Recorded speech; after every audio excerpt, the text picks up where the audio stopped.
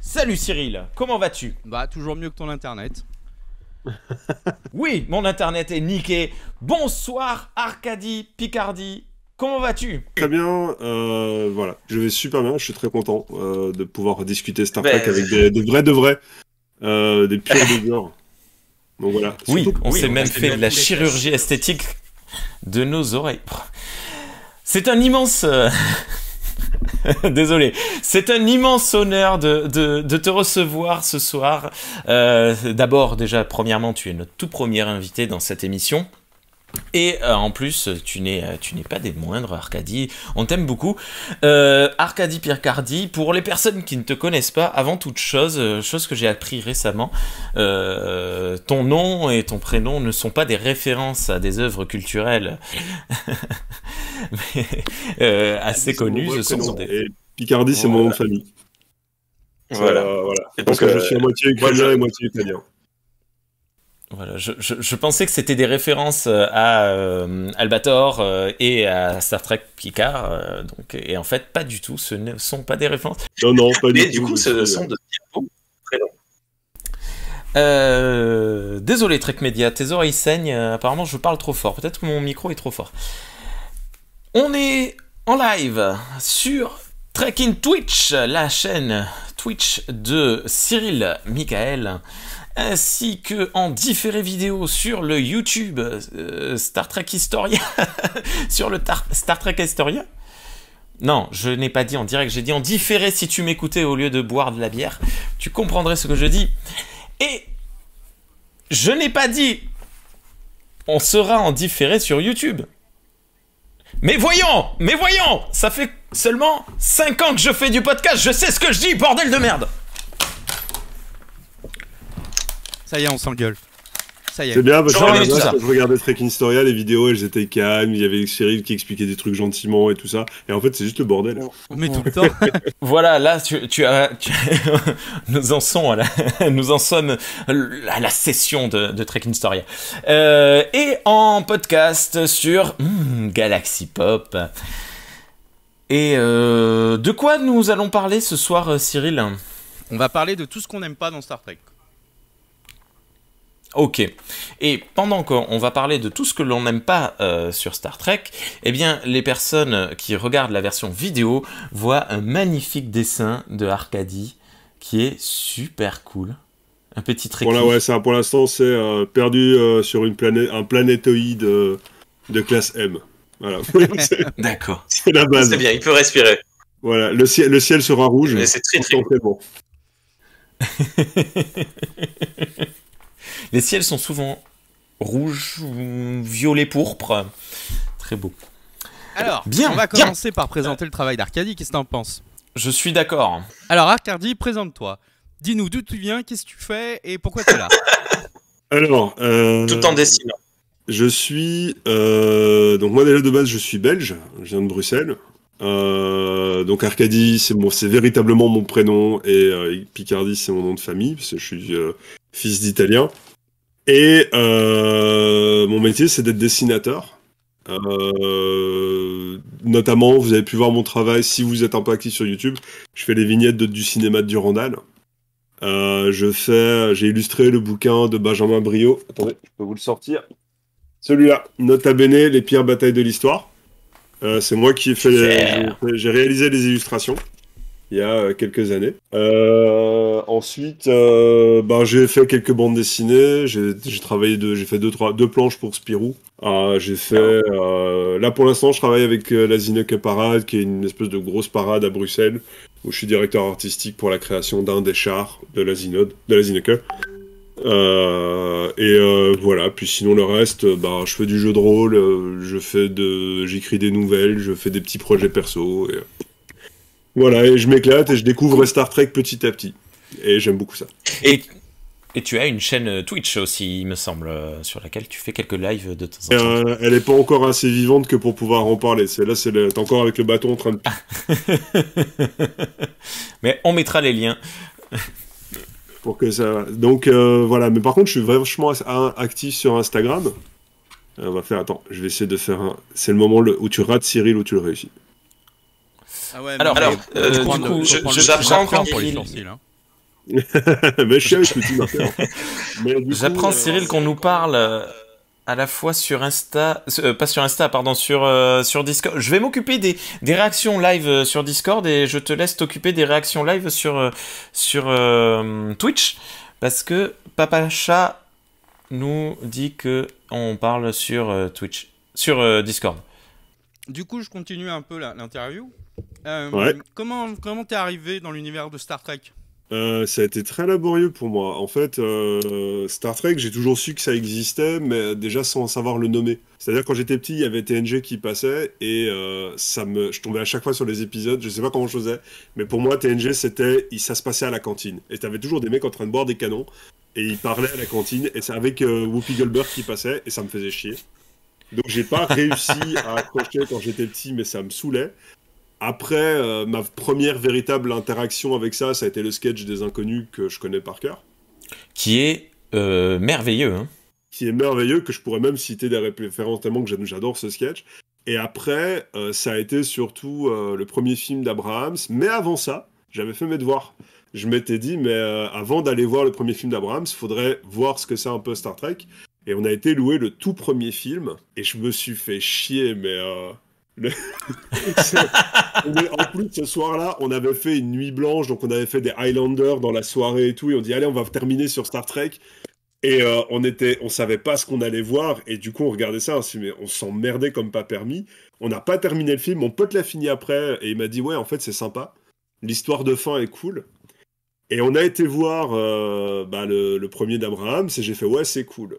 Et en fait, c'est beaucoup plus tard où Star Trek en fait est venu à moi petit à petit parce que plusieurs années après j'aimais bien la KTL, j'aime toujours la KTL, mais après on m'a montré Galaxy Quest et en voyant Galaxy Quest j'ai compris ce qu'était Star Trek, c'est-à-dire en tant que film, en tant que narration, en tant que phénomène sur les gens, en tant que phénomène sur le fan, parce que c'est un film qui est extrêmement généreux, un film qui te fait vraiment comprendre tous les aspects du médium. Et ça passe plus tard, et puis à un moment donné, ils sont passés sur Netflix. Et là, moi, je voulais vraiment mater les tout premiers avec Kirk, avec Spock, parce que je voulais voir le sketch, l'origine du sketch des Inconnus, quoi. Et donc, j'ai commencé à les regarder. J'ai encore eu du mal. Et en fait, quand Discovery est sorti, c'est la seule chose qui est sortie de bien dans Discovery, c'est que quand je regardais Discovery, je me mettais 2 épisodes de TOS, un épisode de Discovery. Et le hasard a fait que les épisodes se répondaient. C'est-à-dire que tu vois l'épisode avec le mec qui est dans une boucle temporelle et il connaît tout le vaisseau dans le Discovery là. Et c'est un mec super connu de TOS en fait. Je me rappelle plus son nom. Mud? Mais en fait, pardon? Mud? Exactement, c'est Mud. Eh ben, je vois l'épisode Mud, et du coup, quand je mets Discovery, eh ben, c'est l'épisode où il apparaît. Je suis tombé sur l'épisode Miroir, juste au moment de la grande révélation du monde Miroir dans Discovery. Et donc, en fait, c'est en faisant les parallèles que j'ai apprécié Discovery vraiment. Et c'est comme ça que j'ai vraiment apprécié. Et là, j'ai commencé surtout à me plonger avec Star Trek.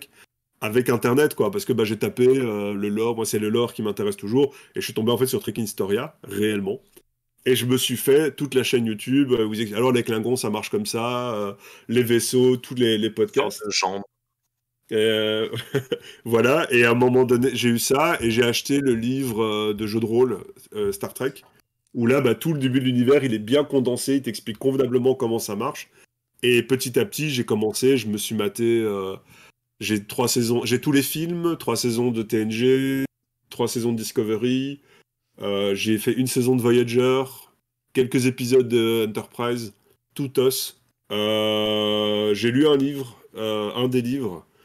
Donc voilà, donc c'est un peu mon bagage sur Star Trek, donc je connais un petit peu partout, mais voilà quoi. Et j'ai pas encore commencé Deep Space Nine parce que, en fait, j'ai commencé Deep Space Nine et j'ai compris que c'était le bordel.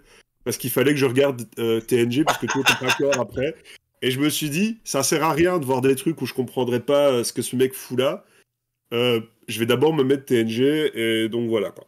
Donc c'est comme ça que je suis rentré dedans. Vraiment. Petite question par rapport à Star Trek Adventures, le jeu de rôle. Tu as réussi à faire des parties? Pas encore. Pour l'instant, je l'ai juste à la maison. Enfin, là, je l'ai prêté à un pote. Mais j'ai un peu feuilleté pour voir un peu comment il créait les personnages. Et voilà. Enfin, je sais pas si t'as des questions précises. S'il y a des questions particulières, je pourrais Bah, essayer peut-être d'y répondre. Mais après, j'ai pensé l'acheter, on m'a plutôt découragé en me disant que si j'avais jamais joué à des jeux de rôle, c'était vachement à la fois chronophage et pas simple pour un débutant. c'est possible. Alors, c'est possible. Parce que, en fait, c'est compliqué comme Star Trek est compliqué. C'est-à-dire que Star Trek, c'est la violence, c'est le dernier ultime recours, on fait gaffe, ce que pour le coup la KTL a pas compris. Euh, mais du coup, faut jouer avec le background de ton personnage, donc c'est la diplomatie qui va jouer qui va travailler en amont.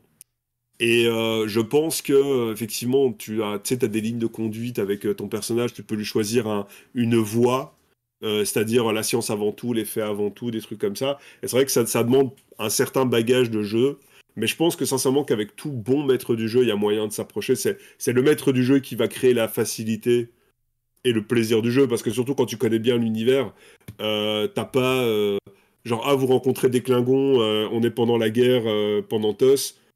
Si je le dis à vous deux, vous savez ce que ça implique. C'est pas des joueurs qui connaissent rien du tout, donc vous savez un peu qui sont les mecs, comment vous accorder au truc, et basiquement vous avez les premières clés pour dire le principe c'est pas de sortir le phaser quoi.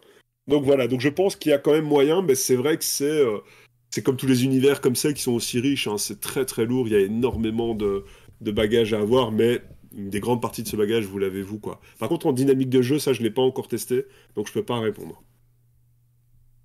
Ok. Mais par contre, pour moi, pardon, je termine avec ça. Pour moi, Star Trek, c'est un des univers qui est le plus parfait pour commencer le jeu de rôle, surtout TOS, c'est-à-dire ou Voyager, c'est-à-dire le principe où, comme t'arrives sur une planète et les planètes ne sont pas reliées entre elles. Donc, t'arrives sur une planète, t'as ta petite aventure, bah t'as fini ton scénario. Tu peux aller sur une autre planète et t'as ta petite aventure, t'as fini ton scénario, et ça te permet par chapitre d'apprendre les rudiments du jeu de rôle et de monter de plus en plus haut et Ouais. dire allez, vas-y, maintenant on fait une mission d'infiltration. Donc voilà quoi. Moi je pense que l'univers de Star Trek se prête très bien pour des néophytes. Est-ce que la structure Ouais. du jeu de rôle le fait? Ça, je suis pas sûr. Effectivement. Moi, Et j'ai fait une campagne au long cours avec des personnes qui ne connaissaient pas du tout Star Trek et à part le MJ et moi et les trois autres joueurs et joueuses ne connaissaient pas du tout et le système était tellement complexe qu'ils avaient du mal soit ils se concentraient sur le système soit ils se concentraient sur l'univers et par exemple on a fait tout un scénario qui se passait dans un holodeck. Et c'est à la fin, lorsqu'on a débriefé, que les autres ont compris que c'était des hologrammes physiques comme à la Star Trek, et pas des hologrammes à la Star Wars. Et en fait, ils ont compris après le jeu, parce que c'était tellement un peu compliqué. Les G2D sont très, très compliqués à faire. Le système de pression est super pénible. Donc il y a pas mal de difficultés là-dessus, je trouve, pour Star Trek Adventures. Par contre, je conseille à toutes et à tous Lasers and Feelings, qui est un jeu qui se joue avec simplement un D6, avec un système très très très très simple de jeu conçu pour émuler du Star Trek. Ok. Allez, on passe au sujet du jour, messieurs. oui. Allons-y. Alors, on va faire un premier tour de table sur qu'est-ce qu'on n'aime pas dans Star Trek. On pourrait croire qu'on pourrait tout aimer, mais Les fans, apparemment... les fans, c'est tous des cons. Bon, et ben voilà, merci, au revoir. Tu veux commencer, Rémi ? Non, mais alors moi ça va être vite rapide. Je vais pas faire du cas par cas. Moi, il y a deux choses qui me déplaisent particulièrement dans Star Trek. Il faut que je retrouve mes notes. Ah, parce que tu les connais pas par cœur. Le premier, c'est ce qui fait à la fois la force et la grosse faiblesse de Star Trek, c'est que ce sont des séries qui sont très très très très implantées dans leur époque de production. C'est pour ça que tant de monde a du mal avec la série originale, et d'autres ont beaucoup de facilité, comme moi j'aime beaucoup la série originale parce qu'elle a cet effet doudou, mais c'est pour ça que tant de monde a du mal avec la série TNG, parce que des vaisseaux spatiaux avec de la moquette rose et des murs peints en violet, c'est pas commun, etc., Enterprise et ces années 2000. Et le contexte de production, et Discovery avec sa sombriété affreuse, horrible, et idem pour Picard d'ailleurs, le contexte de production impacte beaucoup trop les séries, selon moi. Et ce qui peut amener des choses très positives lorsqu'ils ont quelque chose à dire sur l'époque du présent, comme on l'a vu très souvent dans TNG, dans Deep Space Nine, même dans Voyager d'ailleurs, mais un peu moins intéressante quand on voit des séries plus actuelles. Voilà. Et du coup, toi, c'est la première chose. Alors moi, il y a plusieurs choses. Alors déjà de base, nice, il est stylé putain. Déjà de base, je rejoins Rémi, ce qui est pour moi la plus grosse faiblesse, qui n'est pas en soi une faiblesse de Star Trek, c'est qu'effectivement, c'est que c'est épisodique et que du coup la plupart des... tu n'es pas récompensé de t'être tapé cette saison, 150 épisodes, machin et tout, puisque tu sais qu'à la fin, t'auras pas de fin en fait. J'ai cette impression-là. Alors vous allez me dire, oui, ça avance, mais les films, ça clôt des trucs. Mais il n'y a pas ce sentiment qui est simplement, comme tu dis, dû à l'époque, que c'est raconté à l'ancienne. C'est-à-dire, tu t'en parlais surtout beaucoup, Cyril, à l'époque, quand tu parlais de Voyager. Que c'était un survival et que du coup, ça devait évoluer. Tu devais les voir évoluer l'un après les autres. En fait, chaque épisode, t'avais la croisière s'amuse, quoi.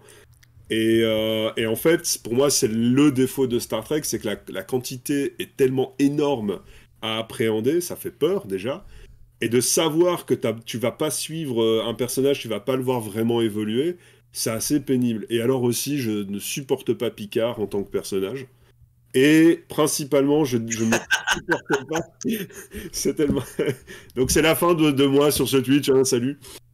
Et alors aussi, un truc que je n'aime pas dans Star Trek, c'est ce qui invalide l'utopie qu'est Star Trek.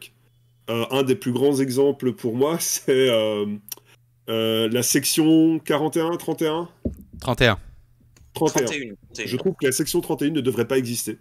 Parce que ça invalide Star Trek, et c'est la raison pour laquelle, par exemple, je déteste et je vomis Lower Deck. Donc voilà, ça c'est dans mes grands trucs. Après, je pourrais en parler, développer un petit peu plus tard. À toi, Cyril ? Alors moi, ce que j'aime pas du tout en ce moment, c'est vraiment en ce moment dans Star Trek, et j'ai découvert ça en plus dimanche, pendant que je faisais un podcast avec les amis du Quadrant Pop. Il y avait donc, j'ai mangé son nom, mais quelqu'un qui expliquait que l'un des gros défauts actuellement des séries, c'est le speech émotionnel qui devient le point de bascule de chaque épisode. Et c'est vrai que c'est peut-être ça qui me gonfle le plus dans Discovery, c'est ces grands discours qui font changer d'avis tout le monde et qui font que l'action avance. Ouais. Et c'est un truc qui était un peu présent dans les anciennes séries, je m'en rends compte maintenant, mais qui était moins... c'était moins axé dessus, quoi. Et là, depuis Discovery et sur les derniers épisodes de Picard, c'est que ça, quoi. C'est le beau discours, la petite musique derrière, et le gars, ok, je vais vous aider à sauver le monde. Qu'est-ce qui se passe s'il dit non ? La série s'arrête ? Ça n'a aucune logique. Et c'est vrai que... Ça rebondit souvent là-dessus, sur le speech émotionnel qui fait que tout va changer, quoi. Ouais, voilà. Au final, c'est plus leur ingéniosité qui va faire qu'ils vont résoudre le problème, mais vraiment, ouais, comme tu dis, tout est relié à leur émotion, quoi. Ouais, je vois. Et c'est tout, il n'y a rien de plus qui vous emmerde dans Star Trek, parce que moi j'ai fait une liste. Hein. Si. Mais il y a Papa Chat qui est pas d'accord avec toi, Arcadie. Lui, il préfère justement quand c'est feuilletonnant. Et par contre, Trek Media s'accorde avec toi sur Picard. Bah, il y a d'autres choses qui m'énervent actuellement. Ah non, justement, non, il est pas d'accord. Il dit qu'il est très sympathique comparé à Cisco et ses colères. Ok. Alors, pour le coup, alors j'ai pas vu Deep Space Nine. Je n'ai pas vu Deep Space Nine, donc peut-être que Cisco est encore pire à mes yeux que Picard. Il est non, beaucoup Cisco plus est très attachant en tant qu'humain. Ouais, il y a un côté plus humain dans DS9 et ce qui fait que la série, à la fois, elle va évoquer des thèmes très durs, mais du coup, ben, à la différence de Voyager, tu vois une vraie évolution des personnages. C'est quand tu regardes le premier épisode, si tu te fais ça un jour, tu regardes le premier et tu te regardes le dernier, tu vas te dire, ouais, effectivement, il y a un gap. Les personnages sont plus du tout les mêmes, il y a presque tu vois, un 360 degrés qui a été fait sur chaque perso, quoi. Donc c'est assez fou, et même presque physiquement aussi. Enfin, il y a une vraie évolution, quoi. Oui. Cisco, tu m'as dit que tu n'avais pas reconnu dans un de tes trucs. Oui, bon, bah, ça c'est encore autre chose, ça. C'était parce qu'on n'avait pas l'habitude.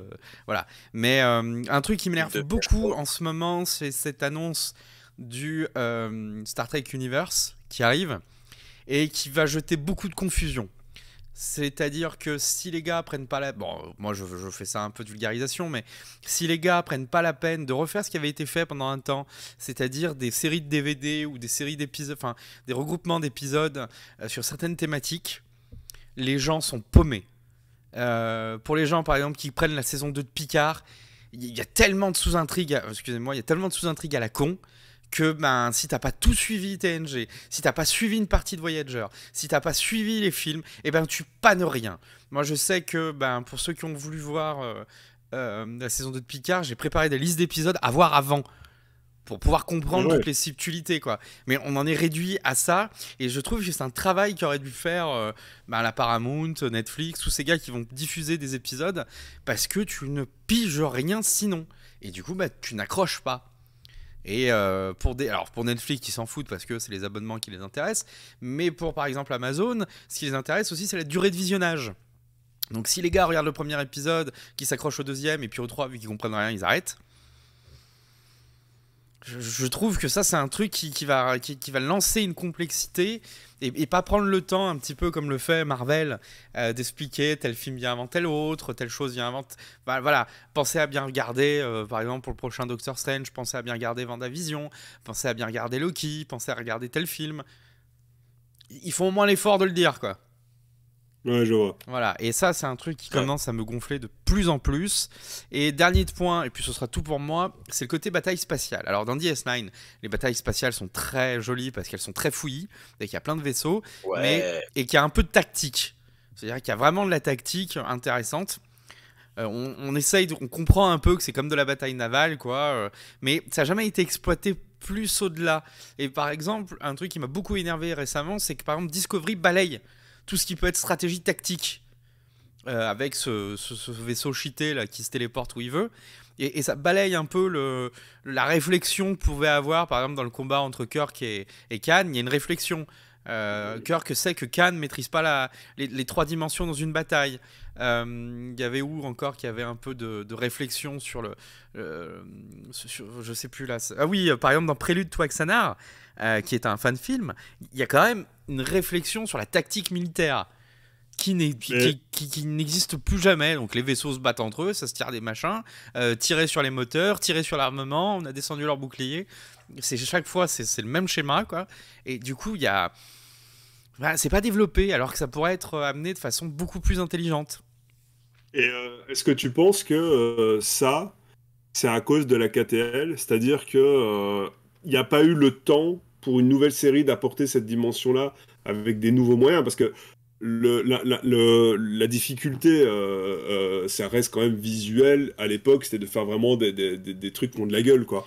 Et qu'en fait, avec la KTL, ben, c'est passé directement dans on va le dire, hein, dans du Star Wars. Donc, visuellement, des gros trucs avec ça tire dans tous les sens, comme tu le dénonces.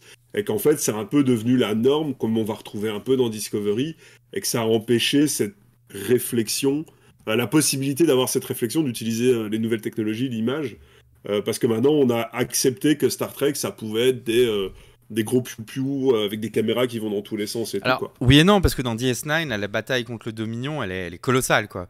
Toutes les batailles, il y a toute une saison, justement, d'avancée et de retraite de flottes entières, quoi. Et t'as vraiment, sur la bataille par exemple contre le Dominion, t'as le Dominion, les Bryn d'un côté, et les Cardassiens, et de l'autre côté t'as les Romuliens, la Fédération, les Klingons.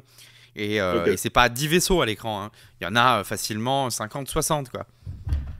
Donc et justement, c'est un truc qui est pas exploité parce que quand tu lis un peu le lore de Star Trek, t'as des croiseurs lourds, t'as des frégates légères, un peu comme dans la marine, et on t'explique pas trop ça, quoi. Quel est l'intérêt, par exemple, ça se voit un peu dans DS9, par exemple, c'est que les vaisseaux du type Défiant, ou les vaisseaux très légers comme le Voyager, vont en tête harceler les gros navires, pendant que les très gros de type Galaxy empêchent d'autres navires de casser le blocus, par exemple, en se mettant mais à la perpendiculaire. Il y a plein de choses comme ça qui sont exploitées. T'as pas encore vu DS9 du coup, mais il y a plein de choses comme ça qui sont exploitées, très intéressantes, avec des mines, avec pas mal de stratégies qui sont mises de part et d'autre pour casser des blocus, pour casser des plans de bataille, ou il y a même, je crois, tout un épisode où t'as Ducat et Cisco qui s'affrontent chacun dans leur vaisseau sans se parler et qui regardent chacun la carte des batailles en se disant tiens, il va faire exprès de faire ça, ah bah je sais qu'il veut que je fasse exprès de faire ça, donc je vais le faire, mais ce qu'il sait pas c'est que j'ai une flotte qui l'attend derrière la lune, ah mais il doit avoir un coup pour me laisser rentrer comme ça facilement. C'est super intéressant, quoi. Mais c'est plus exploité. Alors la KTL, est-ce que c'est la faute de la KTL? Bah non, parce que du coup sur DS9 ils avaient pu le faire. C'est juste maintenant une feignantise où ça devient sur chaque épisode, je l'ai surtout remarqué dans Enterprise, ça devient il faut tirer avec le vaisseau. Voilà, il faut tirer, il faut dire que le bouclier est abîmé, et il faut trouver comment tirer plus vite sur l'autre, quoi. J'ai une question chronologique. La KTL par rapport à Enterprise, c'est déjà terminé quand il y a la KTL? Oui. Donc du coup, c'est vraiment des défauts qui sont propres à la... Ok, d'accord. Oui, et puis tu as même des morceaux de vaisseau dans la KTL, à chaque fois qu'il va dans le bureau de l'amiral, tu as le vaisseau, le NX-01 de Archer, en maquette, un peu partout.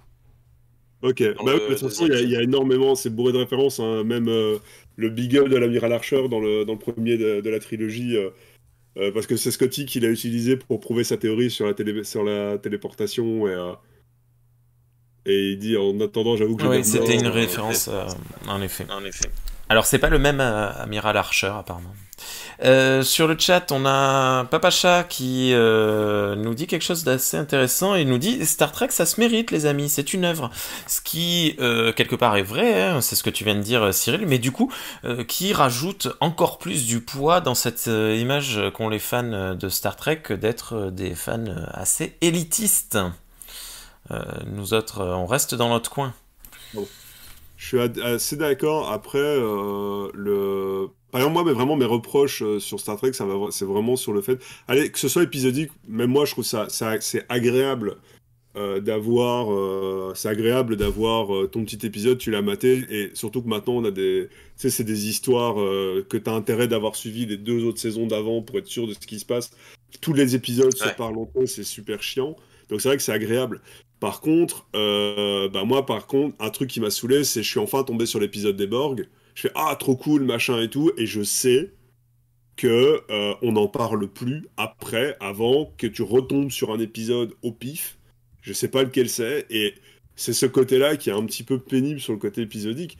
Après, c'est pour ça que moi, je me considère vraiment comme un néophyte de Star Trek, mais je considère que pour moi, la KTL la KTL et Galaxy Quest, il y a 3 points d'entrée pour comprendre Star Trek, et surtout te donner l'envie. C'est ça le problème, c'est te donner l'envie de t'accrocher à Star Trek. Moi, ça a été le cas. C'est KTL, D'Orville et Galaxy Quest. Parce que KTL, au moins le premier film, t'en as plein les yeux, donc ça t'accroche, et t'as les bails, en fait, de base. Donc tu comprends c'est quoi la Fédération en quelques mots, tu comprends c'est quoi les Klingons, tu comprends c'est quoi... Au moins, t'as tous les plots, et donc quand t'arrives dans la Star Trek, tu fais « Ok, je vois à peu près de quoi il parle ». Après, D'Orville, pour moi, ça aurait dû être Star Trek, la série. Ça aurait dû être estampillé Star Trek à mes yeux. On va en parler dans quelques minutes, ouais. Ok. Galaxy Quest, ouais, c'est des machins qui te permettent de comprendre et de te donner envie. Par exemple, moi, Galaxy Quest, ça a fait le cas. Je me suis dit, mais je veux faire partie de ce truc-là, je veux me donner pour comprendre ce que c'est. Donc voilà, mais j'ai pas grandi avec ça, donc Star Trek, j'ai creusé pour y arriver, quoi. Mais j'ai plein de potes qui ont fait fuck it et c'est triste, quoi. Eh ben, on m'a fait une remarque là ce week-end justement en me disant que le problème de Star Trek, c'est que ça obligeait à une expertise. C'est-à-dire que ça commençait à créer des métiers de gens qui regardaient ça et qui étaient capables de te répondre oui, mais on a vu ça dans tel épisode, comme tu le disais au début du podcast. Et j'avais pas remarqué ça, ouais. Il y a une sorte d'expertise. Et je me dis, c'est vrai que le nombre d'heures que j'y passe, mais c'est incroyable.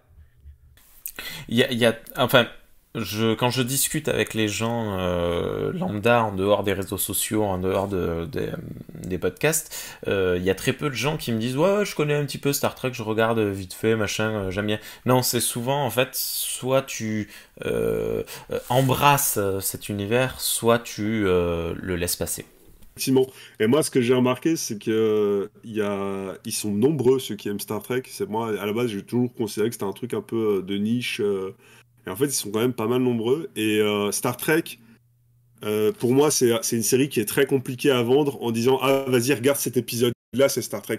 Parce que c'est très dur à, tu vois, pour moi, j'ai jamais réussi. Par contre, j'ai envie de regarder Star Trek en expliquant le concept même.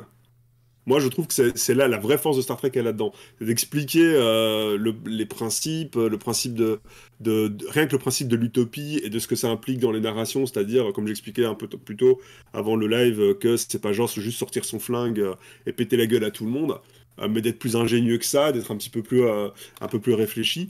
Moi j'ai remarqué que c'est comme ça que tu arrives vraiment à accrocher les gens, plus qu'en disant ouais, et puis Picard il est cool, tu vas voir, et que dalle en fait, ça parle moins aux gens, quoi.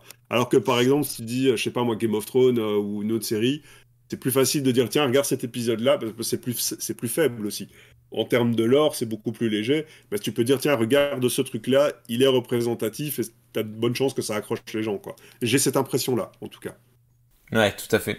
Là-dessus, Trek Media nous dit ce qui est bien avec Prodigy, c'est que tu n'as pas besoin d'avoir regardé les anciennes séries. C'est une série très abordable pour les nouveaux fans. Bon, pour ma part, j'ai pas regardé. Alors, Prodigy, c'est un dessin animé donc, qui est produit pour la chaîne Nickelodeon. Un dessin animé un dessin animé d'animation, mais 3D. Ouais, mais je cherchais le nom exact, j'ai oublié. Donc, c'est vachement cool. Ça reste pour enfants dans sa première lecture, mais c'est peut-être en ce moment la série qui est le plus trekkienne de tout ce qui se fait actuellement, quoi. Dans le sens où Star Trek, c'est avant tout un équipage, une famille qui se construit dans l'adversité et devant les nouvelles découvertes qu'ils font épisode après épisode. Voilà, mais ça reste quelque chose, même s'il y a une lecture aussi adulte, ça reste quelque chose pour les enfants. Donc c'est mignon tout plein et le méchant il est pas beau mais il fait pas trop peur. Bref, ça reste pour les enfants. C'est Nickelodeon. J'avais AG Espace qui me dit justement, je sais pas si c'est de la fainéantise, mais si c'est un souci de il faut absolument captiver le public avec des explosions pour la KTL. De toute façon, les films, on en a déjà parlé 10 fois avec Rémi, les films, c'est souvent des blockbusters, quoi. Il faut que ce soit divertissant avant d'être trekien. Voilà. Et ouais, puis je crois que c'était Abrams, lui, il voulait clairement faire son Star Wars avant de faire son Star Trek. Ah oui. Alors, Abrams, c'est très simple. Super 8, Mission Impossible 3 et Star Trek, c'était pour dire je peux faire du Spielberg, je peux faire du blockbuster, je peux faire du Star Wars. Après, il avait fait son plan d'attaque. Pardon.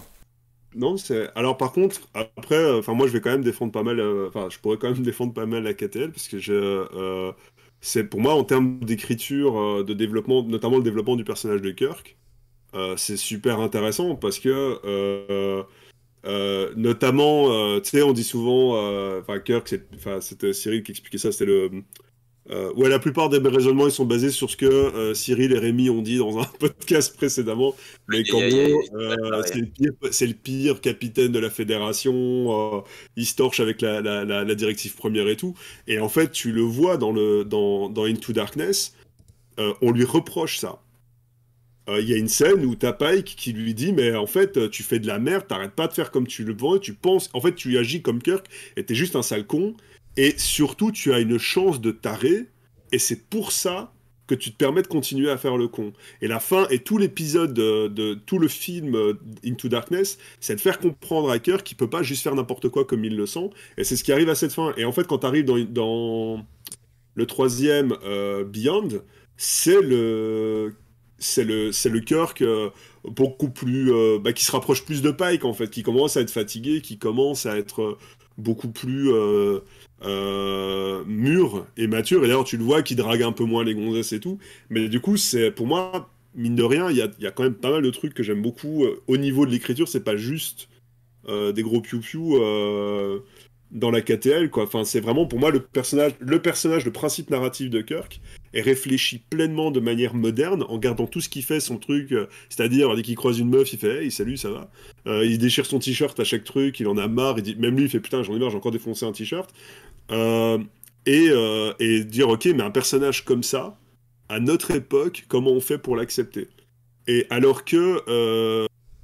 en le gardant avec ce qu'il fait, lui, quoi. Je me suis refait un épisode hier, celui avec Kodos, dans la tosse, et c'est aberrant, le mec, il fait 2 pas, il va se taper, il croise la fille de Kodos, il dit, vas-y, je vais me la faire, enfin...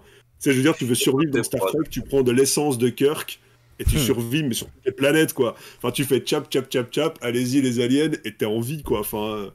Et du coup, je trouve pour ça, la KTL, je la trouve assez, au niveau de l'écriture, elle est vachement bien fichue.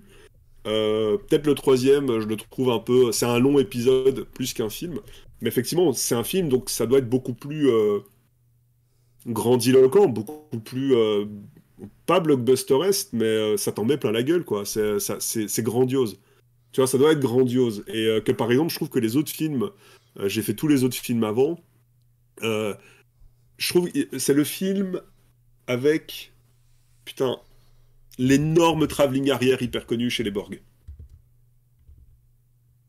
Avec Picard, je crois. First Contact. Quoi? First Contact. First Contact. Ouais, c'est le seul où il y a les Borg. Celui, enfin, oui, c'est First Contact. Alors, il y a deux films. Il y a First Contact avec les Borg et il y a celui aussi avec le fils, là, avec Tom Hardy, le fils de Picard. Nemesis. Non, c'est le clone de Picard. C'est des Romuliens, non? Oui, c'est le clone de Picard. Voilà, désolé. Voilà, moi, j'assume, hein, ça vous donne mon niveau de connaissance qui est quand même assez modeste. Hein. Mais voilà, il y a quelques plans qui sont grandioses, et ce plan de la caméra qui recule de la tête de Picard, et tu vois tous les Borg, et puis à un moment donné, ça sort du vaisseau, c'est hyper impressionnant à voir. Bah, pour l'époque, ça reste le grandiose blockbusteresque qu'on s'attend à un film. C'est juste qu'entre-temps, les codes ont changé au moment de la KTL. Vas-y. Bah, ouais, après, pour revenir un peu au sujet de qu'est-ce qu'on n'aime pas, il y en a qui vont me reprocher, des fois, on n'aime pas ce côté blockbuster ou ce côté cinématique qui enlève le propos de Star Trek, qui peut être parfois assez contemplatif, pas mal de réflexion, de philosophie sur un sujet donné, quoi. C'est vrai. Donc dans le film que tu citais, la First Contact, la philosophie, c'est pas bien de garder de la rocker dans son cœur, quoi. Voilà, ça tient sur une blague de carambar, quoi. Ouais, mais après tu peux le faire de. Le truc, c'est que c'est d'avoir une image travaillée et allez, quand tu mets les propulseurs à fond, les propulseurs ils sont à fond. Enfin, je veux dire, au bout d'un moment, faut. Oui, après le film en lui-même est super bon. Mais c'est vrai. Mais je suis d'accord que les films abandonnent un peu trop vite l'ambiance purement, plus comme tu dis, contemplative qu'on va retrouver dans des Star Trek, quoi. Mais bon, au moins Kirk qui fait pas de l'escalade et pour juste se la péter grave pendant une scène entière, quoi. Oui, voilà. Après, il y a des égos aussi, quoi, à gérer. Du coup, est-ce que vous voulez qu'on passe série par série, film par film? Bon, on a déjà pas mal parlé de TOS, on a déjà pas mal parlé un peu de TNG où tu nous as dit que t'aimais pas Picard. Toi, Rémi... Je peux expliquer pourquoi j'aime pas Picard, mais... Ah, vas-y, explique-nous alors pourquoi tu n'aimes pas Picard. Parce qu'après, moi, série par série, ça va être très très compliqué puisque je ne peux même pas vraiment les identifier. Mais en fait, c'est un personnage. Et après, j'ai une question à propos de TNG. Picard, c'est un personnage. Alors, je suis qu'aux 3 premières saisons. Comme il m'a dit, il faut 4 saisons pour l'apprécier, tout ça. Mais faut savoir aussi que j'ai vu les films. Donc, j'ai vu tous les films de Star Trek. Donc, j'ai vu les films TNG. Et en fait, c'est un mec que je peux pas blairer. C'est un gars, il est pas sympa avec les gens, il est arrogant, il parle mal aux gens. Et en fait, à un moment donné, je me suis dit, mais en fait, c'est un Français. C'est un Français anglais, hein, faut pas l'oublier. C'est un Français qui doit lutter, donc c'est un peu une aberration. Il doit y avoir un truc chez lui qui. Mais en fait, voilà, donc en gros, c'est surtout ça, c'est que c'est quelqu'un qui est pas très agréable avec les autres. Je sais qu'il y a ce truc que tu avais expliqué une fois, que les capitaines existaient à travers leur équipage, parce que la capitaine, c'était le monolithe. Et qu'en fait, genre, s'il doit être un peu bagarreur, il va envoyer Worf. S'il doit être un petit peu dragueur, il va envoyer numéro 1. Je sais plus comment il s'appelle. Mais ça reste quand même que quand il ouvre la bouche et que t'as, surtout dans les premières scènes, les premières saisons où t'as Wesley qui dit hey, les gars, j'ai la solution. Et on lui fait mais ta gueule, Wesley, ferme ta gueule. En plus, t'es petit, machin et tout. Tu fais mais mec, calme-toi. Enfin, déjà, c'est un gosse. Parle-lui un peu mieux. Est mort. Et c'est, enfin, Wesley, il douille, et t'es là, tu fais, mais le pauvre gosse, quoi. Enfin, il a rien demandé, il était juste sur le plateau. Et ouais, c'est quelqu'un qui, naturellement, n'est pas très agréable. Voilà, et c'est juste pour ça que c'est pas un personnage que j'ai envie de suivre. Et c'est aussi pour ça que j'ai du mal à m'intéresser à TNG, à m'accrocher. Parce que j'en ai marre de voir Picard qui te parle mal, qui te râle dès que tu lui dis un truc, il commence à s'énerver. Enfin, tu lui fais, mais ça va, ouais, enfin, peut dire bonjour et merci. Oui, oui. Il est limite antipathique, mais à partir du double épisode Best of Both Worlds, il s'humanise de plus en plus. Au final, il aura toujours cette raideur, cette froideur, mais tu la comprendras et tu finiras même par l'apprécier, je pense. Raideur et froideur qui vient du costume. Hein. La première saison était une horreur pour lui, le costume qui le grattait, où il n'était pas à l'aise. Ça peut aussi expliquer pourquoi il a l'air aussi casse-burne, parce qu'on devait lui casser les burnes à longueur de temps. Mais oui, effectivement, à partir de la saison 4, tu vas avoir un côté plus blessé. Tu vas voir l'homme blessé sur le fond. Et c'est là où ça va devenir intéressant. Et c'est ce qui réussit à reprendre Picard. Malgré toutes les critiques qu'on peut faire, on a affaire à un homme qui est face à ses erreurs dans les 2 saisons ou qui est face à ses blessures. Et ça, c'est intéressant. Même s'ils ont inventé des trucs... Et du coup, par exemple, c'est intéressant. Pardon, vas-y, Rémi, vas-y, parle. Non, je disais juste, The Chimiste confirme, il disait, à partir de la saison 3, ils deviennent plus des collègues, et c'est plus appréciable. Je pourrais vous témoigner de mon approbation. Et par contre, du coup, je me demande aussi, c'est le problème qu'on peut avoir avec le capitaine, alors pas forcément Picard, mais le problème du capitaine, c'est que comme si on a un problème, genre avec Kirk, avec Sisko et tout ça, c'est que comme il est tu sais, genre Picard, tout le monde a le rapport de lui en tant que capitaine. Et donc et comme la plupart du temps, ça se passe dans le vaisseau, c'est la plus haute autorité qui peut pas vraiment être mise en question parce que c'est le capitaine.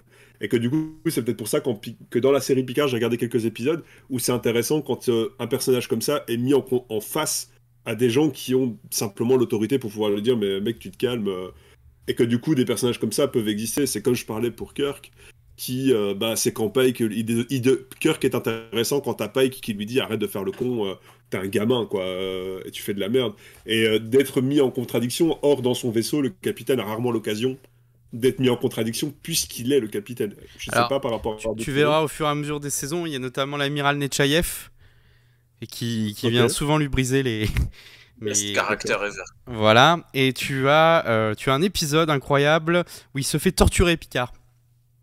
Il y a 2 épisodes incroyables, un où il se fait torturer et un où il est obligé de vivre toute une vie d'un autre gars jusqu'à la mort.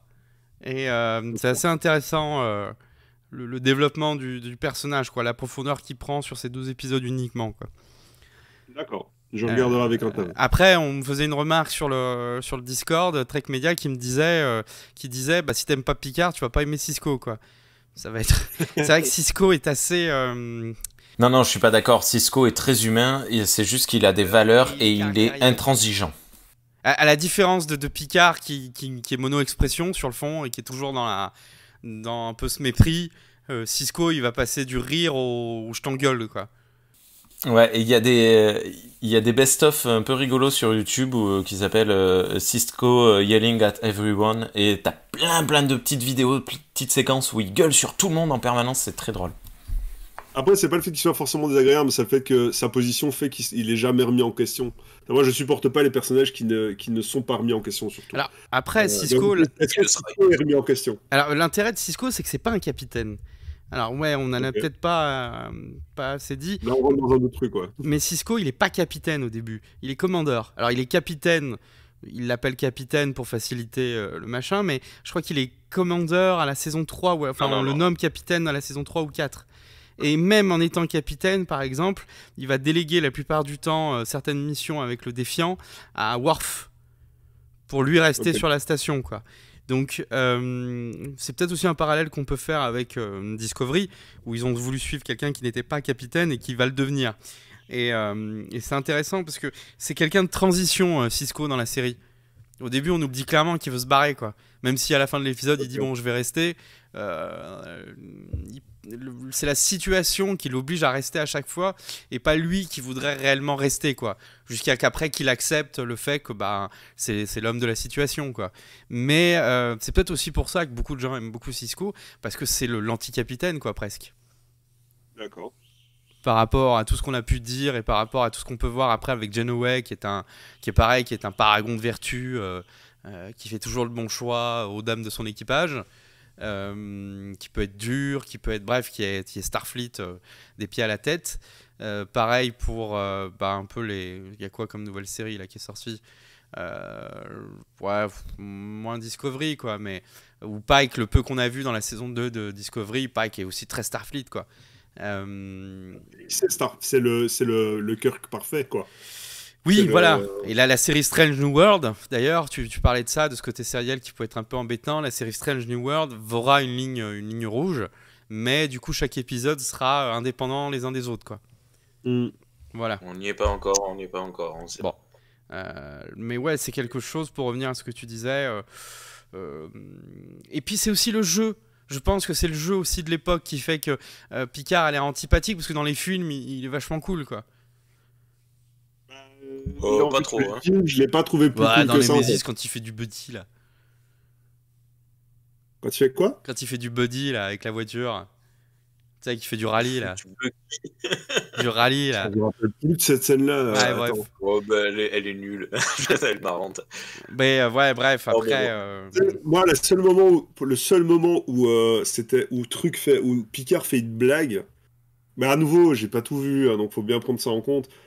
Mais je crois que c'est au mariage de numéro 1 dans le film, où ils ont 50 ans, ils finissent enfin par se marier, et alors il est là, il fait, tu sais, t'as sa tronche, allez, je vais le dire parce que tout le monde a envie de le dire, shut up, Data, et tout le monde fait, et t'es là, tu fais, ouais, sa catchphrase, c'est de dire à Data de fermer sa gueule, enfin, pauvre gars, à nouveau, c'est pas drôle, c'est pas sympa, c'est pas un mec qui est gentil, enfin. Et tout le monde est là en train de faire Picard, t'es tellement drôle. Tu fais non. Et je suis désolé, hein, à nouveau, j'ai pas vu assez, donc je vais continuer à regarder TNG. Donc je vais continuer. Là, je suis rentré dans un épisode. J'ai vu enfin un épisode qui m'a accroché à mort. C'est quand Q arrive et qu'il est humain. Oui. Et il apprend l'humanité à travers Data. J'ai adoré cet épisode. Et là, et c'est la première fois avec TNG où je me suis dit, waouh, je veux voir un épisode après. Et j'ai vu un épisode après, j'ai fait, waouh, j'ai encore envie de voir un épisode. Parce qu'avant, je me disais, bon, allez. Et voilà. Et là, celui-là, j'ai fait putain, ça m'a vraiment accroché. Donc, à nouveau, tout ce que je dis sur Picard, j'ai même acheté sa biographie pour me dire, allez, je vais essayer de comprendre parce que Picard est Starfleet. Donc, s'il y a quelque chose d'intéressant à comprendre chez lui, quoi. Donc, voilà, quoi. Alors, il y a Papacha qui nous dit pourquoi un capitaine de Starfleet devrait être cool. C'est pas une question d'être cool. C'est juste qu'il doit avoir des qualités, à mes yeux, il doit avoir des qualités. C'est pas ça, c'est qu'en fait, il peut être ce qu'il veut. Honnêtement, il peut être ce qu'il veut. C'est juste que il faut qu'il y ait des conséquences à son attitude. Ou être un mec qui parle mal à quelqu'un, bah c'est pas sympa. Et on est quand même dans une utopie où les gens essayent quand même d'être le meilleur de ce qu'ils sont. D'avoir juste une fois quelqu'un qui lui dit mais mec, demande-moi dis s'il te plaît une fois de temps en temps. Et apparemment, tu dis que c'est ce qui se passe. Plus tu avances dans Star Trek, dans TNG, plus on va pouvoir voir d'autres aspects de sa personnalité. Donc, oui, voilà. à nouveau, moi, je ne connais de Picard que les 3 premières saisons et les films. Hein, donc, c'est très important. Mais pour moi, un capitaine ne doit pas forcément être cool. Il doit juste... Parce que j'aimais bien Janeway, par exemple. Mais pour Ouais. moi, le capitaine de Starfleet, le capitaine du vaisseau, ça vaut ce que ça vaut, doit représenter, il doit être Starfleet. Il doit être, comme c'est le mec qui prend la dernière décision, il doit prendre la meilleure décision suivant Starfleet.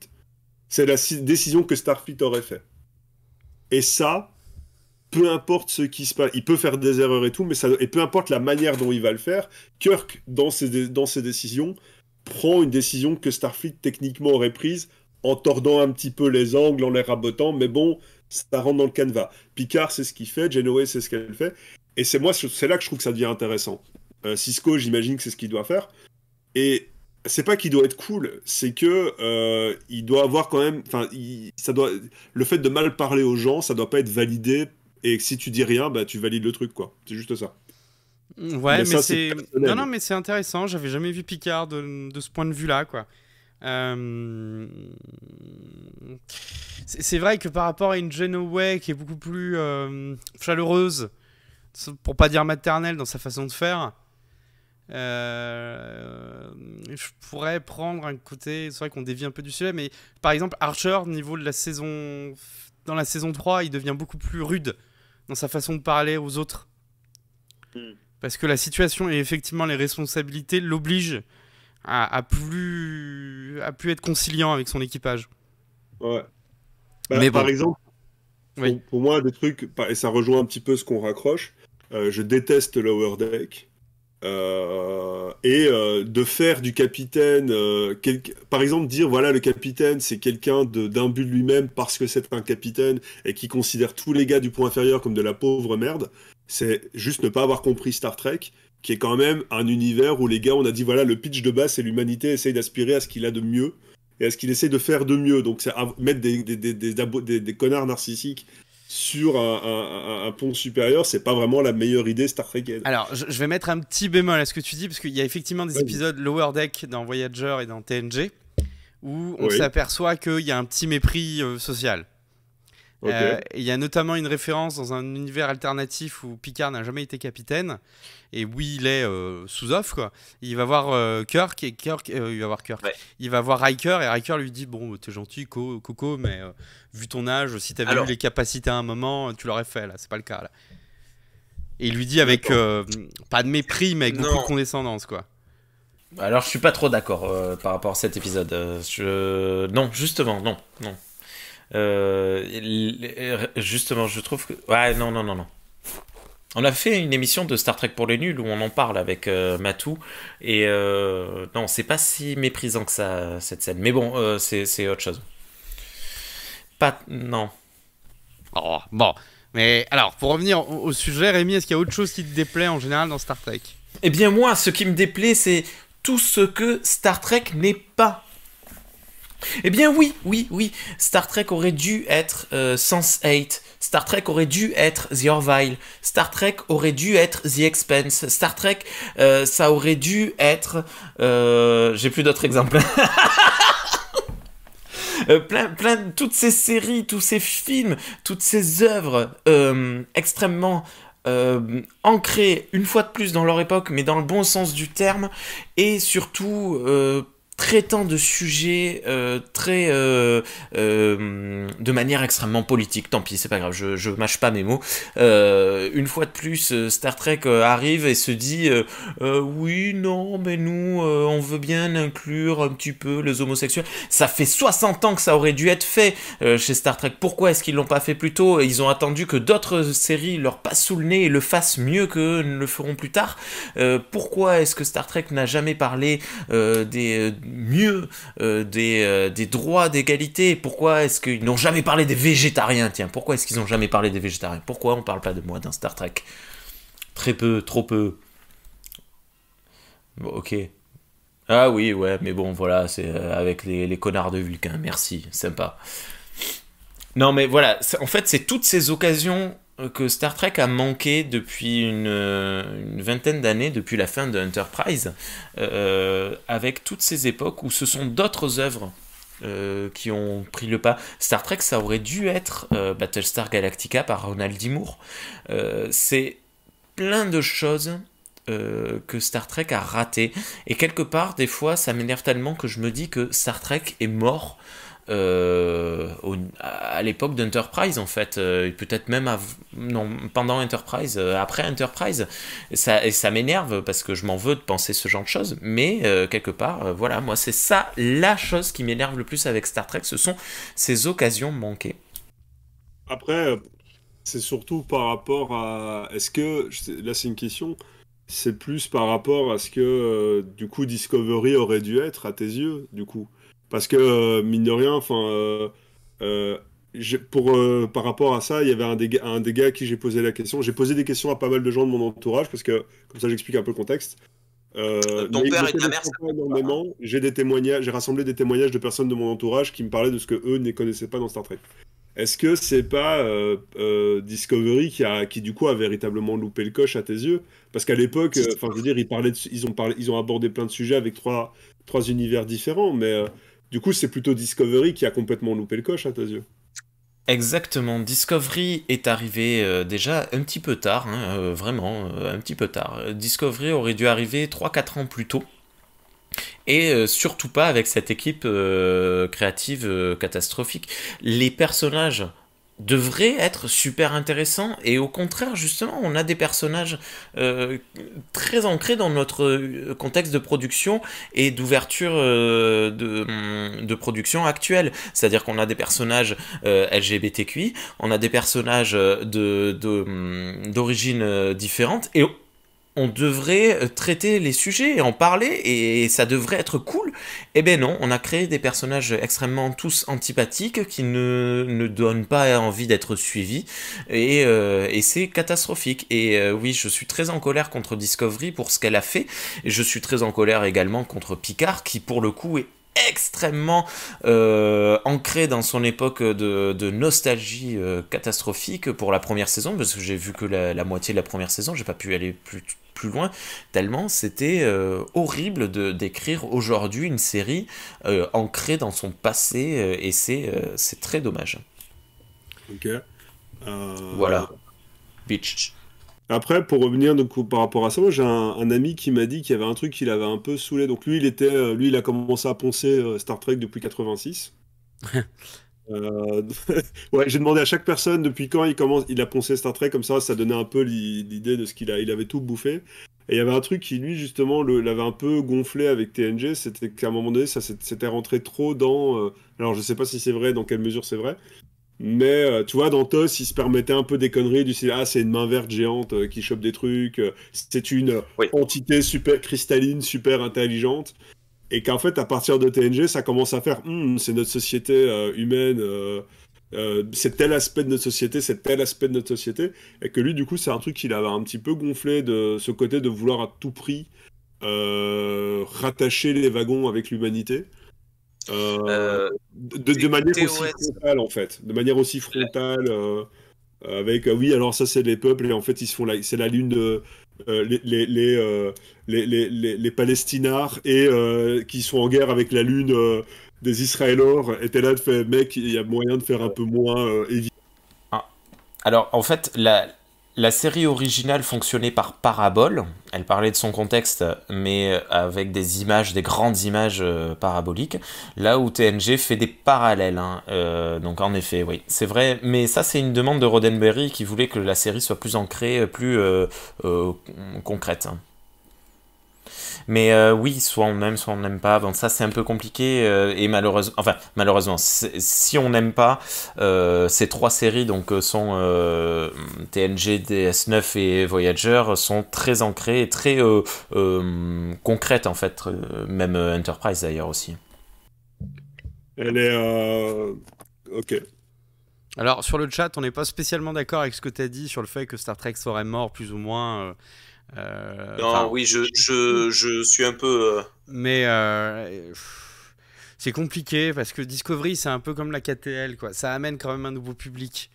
Ça amène un public jeune qui a été bercé à ces séries très émotives, très en plus basées sur ce que j'appelle moi bon, il y a la Mystery Box aussi, mais ce que j'appelle moi le syndrome CW, quoi. Le fait que les personnages, s'ils se parlaient entre eux, ils résoudraient l'énigme dans la minute, mais le fait que les gens se cachent des choses parce qu'ils ont des blessures, parce que tu comprends, on peut pas les comprendre, ils sont trop dark au fond d'eux, quoi. Bon, mais ça amène quand même des gens. à Discovery, et si demain il y a un succès de Strange New World, ça sera pas dû à TOS ou à TNG ou au film de la KTL, ça sera dû à Discovery, parce qu'on aura vu ces personnages dans Discovery et que beaucoup de gens auront vu ces personnages dans Discovery, quoi. Ouais, mais Donc, ça, voilà. n'importe quelle autre série, imagine que par exemple Discovery ça aurait été D'Orville, et que D'Orville était estampillé Star Trek, tu pouvais avoir la même chose, mais avec quelque chose de, par exemple, beaucoup plus fidèle, on va dire, en utilisant des pincettes. Je ne le qualifie pas de fidèle, mais avec quelque chose qui permettait de beaucoup plus raccrocher les wagons avec les anciennes séries, parce que quand tu regardes un épisode de D'Orville, genre moi, je déteste tous les épisodes où c'est incroyable, on dirait notre société en 1923. Et TNG avait réglé le truc avec en disant ouais on est dans les holodecks, genre ah ouais en fait c'est incroyable, c'est une civilisation humaine qui a évolué jusque chez les cow-boys, et tu te fais enfin moi je vais pas dans l'espace pour voir des cow-boys, et D'Orville fait un épisode comme ça qui est fabuleux en amenant un véritable côté SF et en utilisant les trucs. Et du coup, quand tu regardes cet épisode-là avec les nouvelles méthodes de narration, beaucoup plus émotives et tout ça, qui sont super cool, mais tu n'es pas dépaysé quand tu vas regarder un épisode Cowboy avec Kirk. Tu vois ce que je veux dire? Du coup, tu gardes, il y a quand même un véritable lien. Peut-être qu'avec Discovery, le lien est peut-être un petit peu trop rompu, je sais pas. Bah, Discovery, c'est ce qu'on peut aussi ne pas aimer, c'est ce que les fans de la première heure ne peuvent pas aimer. C'est cette narration qui change. C'est la narration où c'est plus des humains qui vont à la rencontre de problèmes, c'est le problème Michael qui va à la rencontre des humains, quoi. Bah, ouais. Bah, pour la part, moi je trouve que justement Discovery s'éloigne complètement du principe de ce qu'est Star Trek. C'est facile de Mais dire ça d'un comme autre côté, tu vois, tu parlais de The Orville, moi je trouve que Lower Deck remplit bien ce boulot-là, quoi. De faire de la SF et d'aller loin, un peu comme The Orville dans ses délires, quoi. Tout en faisant un clin d'œil, en disant oui, on sait que c'est has-been, mais du coup ça fait partie du charme, quoi. Ça, je suis d'accord. Ça, je suis d'accord. Je sais pas, ouais, tu soulèves beaucoup de questions là quand même, et on n'a pas 2h30 pour tout y répondre. J'allais dire exactement, t'as 2h30 devant toi. Si le chat veut me revoir, moi je veux bien être là, il n'y a pas de problème. Bonsoir, avec plaisir. Avec plaisir, moi, surtout que tu nous fais un très joli clin d'œil. Bonsoir le beau parleur. J'ai une question. Il y a du beau monde sur le chat ce soir. Oh là là. J'ai une question très importante. J'ai un ami qui m'a expliqué qu'il lui aussi, c'est le meilleur des potes. Hein. Je lui ai dit tiens, faut que tu regardes Star Trek. Je le vois un mois après, il avait maté tout TNG, tous les films. Et enfin voilà quoi. Donc il m'a dit qu'apparemment les fans n'aimaient pas Wesley. Que Wesley n'était pas vraiment apprécié par... Alors, en fait, voilà, Wesley avait été intégré dans la série pour représenter le public enfant, adolescent. Ouais. Et en fait, ça marchait pas parce qu'il était trop intelligent, trop tête à claque. Et donc, ils ont essayé de contrebalancer ça en faisant justement le fameux Shut Up Wesley, mais ça a pas du tout pris. Mais moi, quand j'ai vu la série, quand je l'ai découverte, j'étais jeune adulte, je l'aimais bien le personnage. Je pense que ça va dépendre. C'est à l'époque, les gens le détestaient. Et d'ailleurs, ils ont essayé d'en parler dans cette série pourrie là. Comment elle s'appelle avec les intellos là Ouais, dans Big Bang Theory, ils essayaient de réhabiliter Wesley, alors que justement les fans de l'époque l'aimaient pas, et ils lui font dire à un gars, moi je t'aimais trop, je me référençais à toi, machin truc, et en fait ça marche pas du tout. À l'époque, je sais pas pourquoi les gens l'appréciaient pas. Mais aujourd'hui, j'ai pas trop l'impression qu'il y ait tant de haine envers Wesley. D'accord. Alors, est-ce que tu as d'autres questions qu'on t'a posées ? Alors, on m'a posé pas mal de questions. Alors, d'abord, est-ce que vous voyez ça ou pas? Le Klingon. Vous êtes toujours sur ma page Discord, ma page. Non, on ne voit que ton dessin. Ok, super. Du coup, en attendant, je vais mettre mon autre dessin que j'avais commencé, où vous m'avez mis tous les deux comme une chèvre dans Jurassic Park, oui. avec un répondeur pour attirer l'extraterrestre. Il y a eu quelques commentaires sur le chat le dessin est très apprécié. Ah bah cool. Alors, donc j'ai demandé pas mal de retours d'autres personnes. Donc, Et après, moi j'aimerais bien qu'on aborde le sujet du cas de la section 31 qui pour moi est une Alors. déclaration d'échec de Star Trek. Alors, Donc, vas-y. donc d'abord, alors donc ça celui-là je l'avais déjà dit. Il y en a un qui m'a expliqué il avait pas du tout aimé Discovery parce que ça passait complètement à côté de la plaque, parce que Discovery en fait avait glané toutes les recettes SF du grand spectacle pour faire du spectacle facile, mais qu'il n'y avait pas vraiment de cohérence narrative au sein d'une série Star Trek, donc de ce que d'une série Star Trek était censée représenter. Et moi je lui avais demandé quelques exemples, il avait dit retrouver l'esprit, la cohérence du style de récit d'un STNG, mais avec les moyens d'aujourd'hui. Et il a notamment cité D'Orville. Donc voilà. Donc il trouve que Discovery vraiment passe trop à côté de ce qu'est Star Trek, et ça bousille l'ensemble en fait du récit complet de Star Trek. Tout à fait. Et on voit très bien qu'il y a une très très forte influence de The Expanse sur Discovery. Sauf qu'ils ont même The Expanse, ils l'ont pas compris. The Expanse avait un propos, avait des choses à dire. Discovery n'a rien à dire en fait. Ils mettent des belles images qui sont pas forcément belles d'ailleurs, et ça ne marche pas. En effet. Sinon, j'ai eu Diane qui me parlait. Alors moi, je trouve que ça, c'est plutôt par rapport à imputable à l'époque. Donc moi, je fais une distinction entre qu'est-ce qu'on n'aime pas dans Star Trek, de ce que Star Trek apporte, et qu'est-ce qu'il est imputable à des narrations d'époque. Donc par exemple, quand moi, j'aime pas trop j'aime bien le côté épisodique, mais c'est un épisode de Columbo, c'est la même chose, quoi. Enfin, je peux pas me faire les 10 saisons de Columbo en une fois, alors que j'adore Columbo. Mais parce que je sais que le personnage va jamais vraiment évoluer, donc ça devient d'une époque. Et elle parlait de ça, qu'il y avait énormément de clichés au niveau des origines des personnages et les postes qu'ils occupent, mais aussi au niveau des relations entre les personnages qui pourraient être un peu plus creusés. Que du je t'aime moi non plus, donc moi j'imagine qu'elle fait référence à... donc ouais, je pense qu'elle reprochait surtout à Star Trek de pas être assez ouvert à l'époque. Et elle avait beaucoup aimé les 3 derniers films. Mais ça reste. En fait, je crois que c'est surtout des reproches par rapport à l'époque. C'est-à-dire dire, voilà, le Ruskov, il a un accent russe, le japonais, il a un accent japonais, mais ça, c'est les années 60. Donc voilà. Et voilà, c'est ce que je disais au démarrage, ouais. Exactement.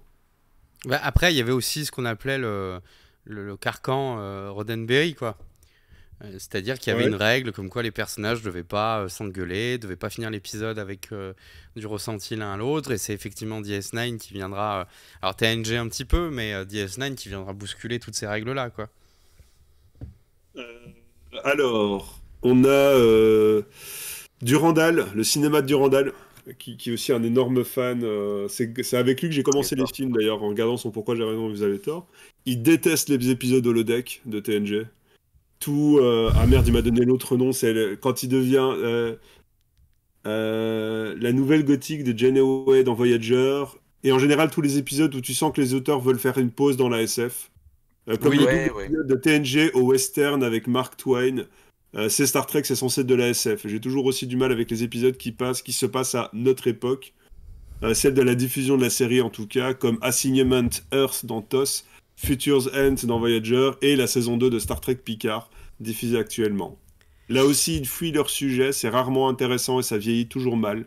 Et je hais les Ferengi. C'est une métaphore du capitalisme la plus basique qui soit. Jusqu'au fait que les aliens soient hideux. D'ailleurs, joli cliché. C'est un joli cliché, hein, donc ça je suis d'accord. Ils sont moches, ils sont débiles, ils sont méchants, ils pensent qu'au commerce et à l'argent, c'est le portrait le moins respectueux d'une autre espèce, et la métaphore la plus exagérée, simpliste et grotesque de la série. Bah après, Alors- pour mettre un bémol sur les Ferengi, l'intérêt des Ferengi, c'est qu'ils mettent souvent la Fédération face à ses contradictions. Ok. Et c'est là où ça devient intéressant. C'est-à-dire, ouais, vous êtes des anges, vous amenez la paix, machin, mais notamment dans DS9, et c'est pour ça qu'on t'invite à voir DS9, quand il y a la guerre, ils sont bien contents de trouver les Ferengi. Pour les aider dans les armes, pour les aider à négocier avec le Dominion, pour pas mal de choses. Alors, même s'ils sont souvent un peu guignolesques, ça les rend drôles, quoi.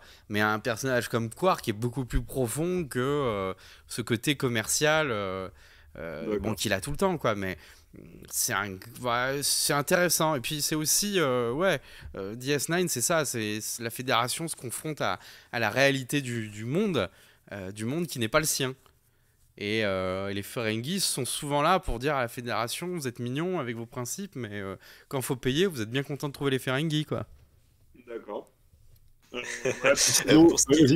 Pour ce qui est des épisodes qu'il cite là, du style Assignment Earth, c'était censé être l'épisode final de la série TOS, qui devait être à la fois donc l'épisode final de la TOS, mais également l'épisode pilote d'une autre série qui aurait dû s'appeler Assignment Earth, mais qui était très Doctor Whozienne, qui ne fonctionnait pas parce que c'était presque de la magie plus que de la SF.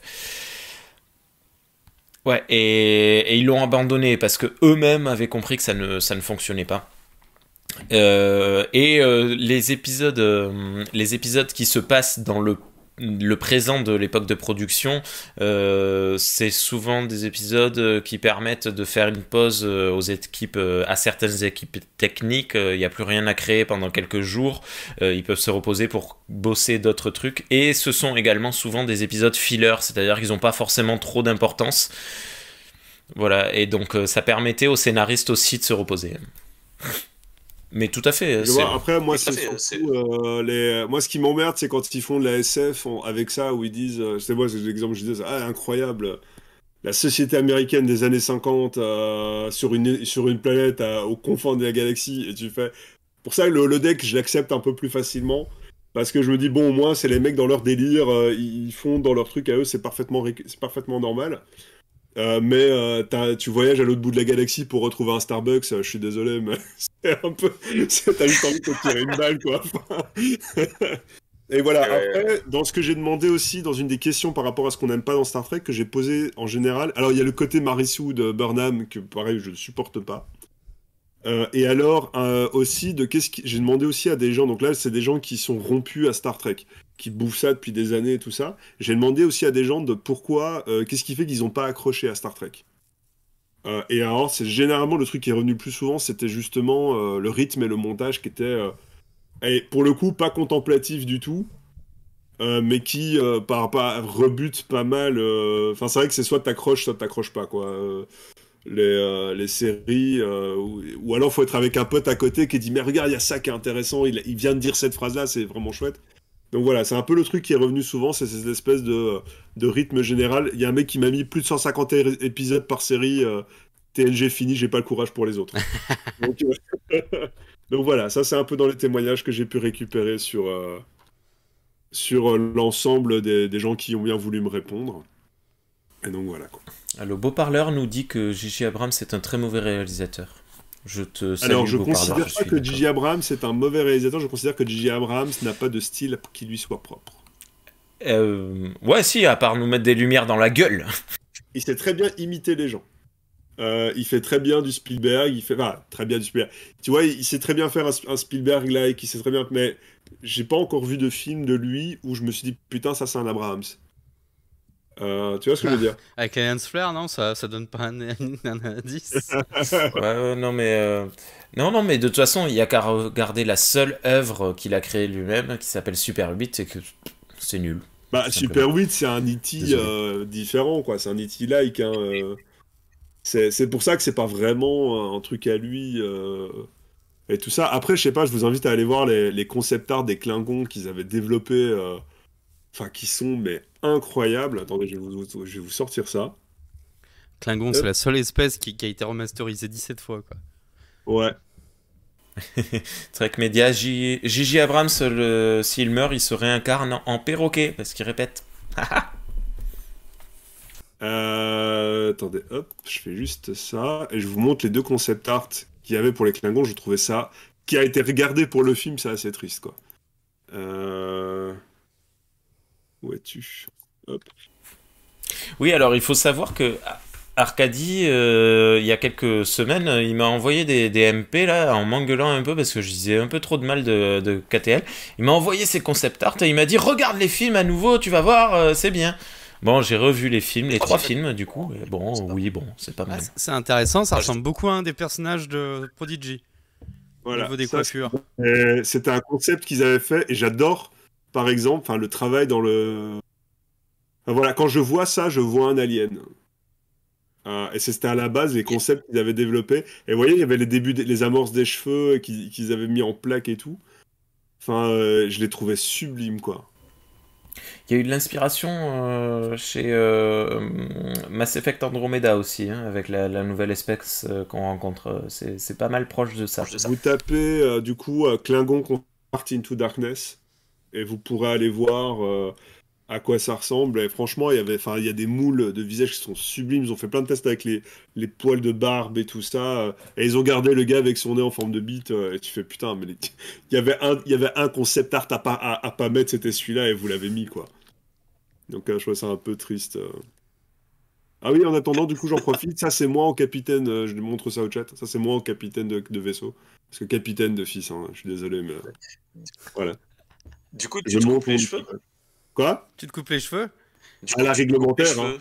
La réglementaire. Bah non, il n'y a pas de règle pour les cheveux. Ah, je sais pas, je me suis dit que allez, c'est les années 60, enfin 2000, 900. Ah, beau gosse, quand même. Hein. Donc voilà.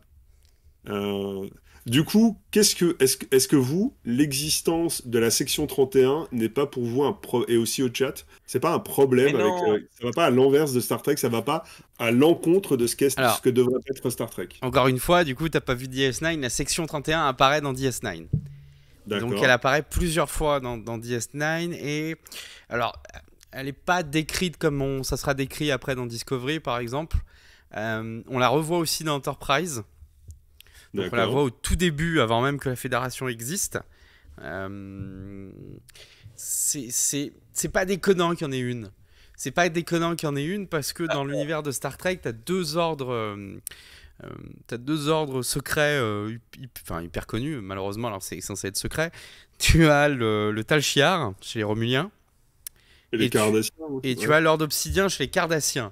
Et donc c'était pas déconnant que Starfleet Intelligence ait un service secret tellement secret que Starfleet l'ignore. Parce que du coup, ils nous ont fait le coup aussi dans la saison 1 de Picard avec cet ordre secret dans le Tal Shiar que le Tal Shiar ignorait, quoi. Cet ordre de ninja qui vérifie les formes de vie cybernétiques, quoi. C'est pas déconnant, encore une fois, parce que DS9 c'est ça, c'est pas déconnant que ça apparaisse dans DS9 parce que, comme je te l'ai dit tout à l'heure, DS9 ça se passe aux confins de la Fédération, c'est même pas la Fédération là où ça se passe, et donc forcément ça met ça met à bout les idéaux de la Fédération dans un espace qui n'en veut pas, où c'est pas applicable, un espace de guerre où c'est pas applicable. Et donc qui est la section 31 là, qui en plus elle le dit clairement, hein, la section 31 permet de faire des choses que la Fédération pourrait pas se permettre.